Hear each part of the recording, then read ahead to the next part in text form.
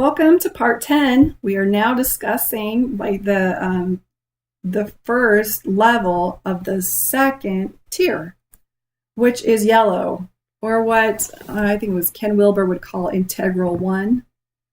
Remember how each of the levels in the first tier had either a masculine or a feminine quality about it? Well, yellow has a masculine feminine quality. And so it has both of them. It might be a little bit more masculine than feminine, but they're both working synergistically together.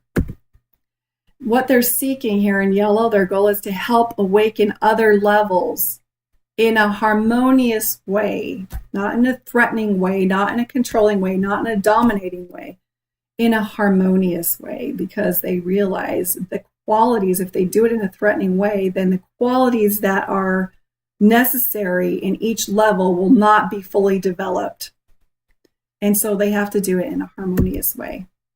Global education is important to them. Multiple views, being interested in different religions, being curious about how cultures think, being in a place of reverence for the rituals of other people rather than thinking that your ritual is the best.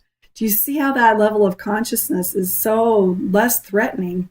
You're in a state of curiosity and wonder instead of a place of needing to dominate and exploit and manipulate and do what we do in our lower consciousness. They no longer need approval of other groups or other tribes or other institutions because they have learned how to follow their inner compass. And that means that they know that there is a guidance system within them, that if they are focused somewhere outside that guidance system, that they will get faulty information. That guidance system has been there all along. It's just we haven't known how to access it. If religions have done what they needed to do, they would have connected us to that inner guidance system immediately, and that would be their job, and then they would pull away.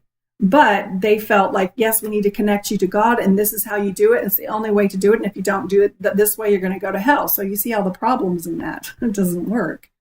But in the yellow, you're recognizing just throughout my experiences in life, there is an inner compass. There is an inner voice. There is something that if I follow it, it never lets me down. Everyone has it. And there doesn't need to be some worthiness program to earn it or for it to be available to you. It's there all the time. It's not whether or not you're worthy of it. It's whether or not you have the skill to tune into it. So you're tuned in, turned on, tapped in. You know how to get into that place. And that's why meditation is such a huge thing right now. Everybody is starting to realize the importance of meditation and stilling the mind and shutting down the other outside influences in order for you to start to hear your inner voice. That's what stage we're at on this planet. Do you realize your parents probably never even heard of the meditation that's now being taught in public schools? It's funny. So a yellow can see value in all the other levels. I kind of already talked about that. They know that the other levels have qualities that are important for their progress. And if they move forward without those qualities, and that even saying that, it's not possible to move forward without those qualities. You will continue cycling around and learning your lesson until you've developed those qualities. But they see the value in those other levels and in teaching and in those levels, collective levels, teaching each other how to grow forward. So it's not a threat to them. Every level has a reason to be.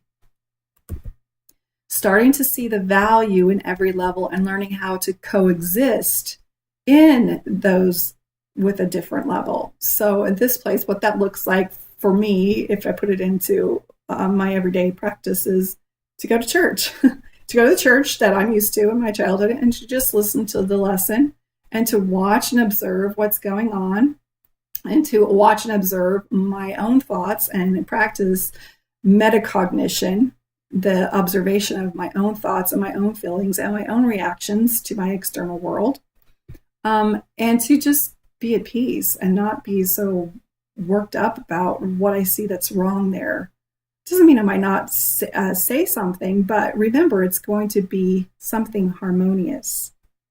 Isn't that cool? So rather than complaining about the world's problems, yellows are ready to go to work without protesting. And they don't need to be the boss. They're not afraid to lead out, and they're not afraid to follow, and they're not. It's not so egocentric. So rather than complaining and doing nothing, they're ready to help. But you're not going to see them picketing. You're going to see them at grassroots efforts and at ground level, helping other people. They work well with others on different levels to get things done, because if a fully developed yellow understands how a blue thinks, and so they can help use a blue mindset to orchestrate progress on a project. And they know maybe this other person might be more of a orange orientation, and so they can use that person and their strengths and values for the project, for certain areas of the project as well.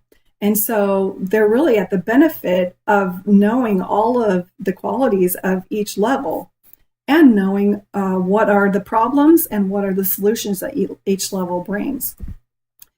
A yellow does not wait to be asked. They don't wait for permission. They don't need to ask authorities. They don't need to get a certification. They don't feel like they need to get a license or a doctorate or whatever. They study it out, they'll figure it out, and they're going to move forward, and they just get going on what they feel led to do. They're just going to do it. They're not bound or motivated by fear or by money. That's an important thing. To me, it's just higher consciousness. They understand the role in developing their own consciousness, as well as the responsibility to help others progress. There's no competition, but collaboration for a cause. That means they do work in groups and communities to solve problems. And they feel a responsibility to help other people progress, but they're also interested in their own growth and development. The brain is active, but it also has the ability to feel. So the left brain, the logic side of your brain, the masculine side of your brain, is very active, but it's balanced, and it also has the ability to feel. That's cool. They love adaptability, integration, balance, in the paradox of resolution. They like to ride the middle wave, which is the name of my podcast, the middle wave. They want to find the paradox. They want to find the center and the balance. They can morph into other environments. That means a yellow can become a blue and sit in church and look just like a blue. And a yellow can be an orange and sit there in a corporate meeting and have something valuable to say.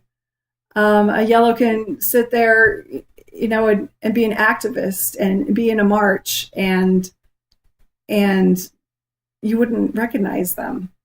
They're not a threat to you, but they might not be thinking on your plane, and they can see everything wrong with what's going on. So they morph. Yellow leaders are the most intelligent because they have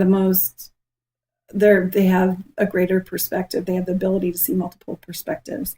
They're globally educated. That means they understand other tribes, other cultures, and they have an honor for it. And they know how people are going to think. They can kind of predict how one culture might react and respond one way, and very diplomatic. They have a high emotional IQ. It doesn't necessarily mean that a yellow is born. A yellow is created. It's developed in a healthy environment. So if you have green parents and you were born to green parents and you came into the planet while your parents were protesting about marginalization, that means they probably cleared up some of their orange, and they probably cleared up some of their blue, and maybe they're working on clearing up the green still. But you have a great chance of being a yellow. And so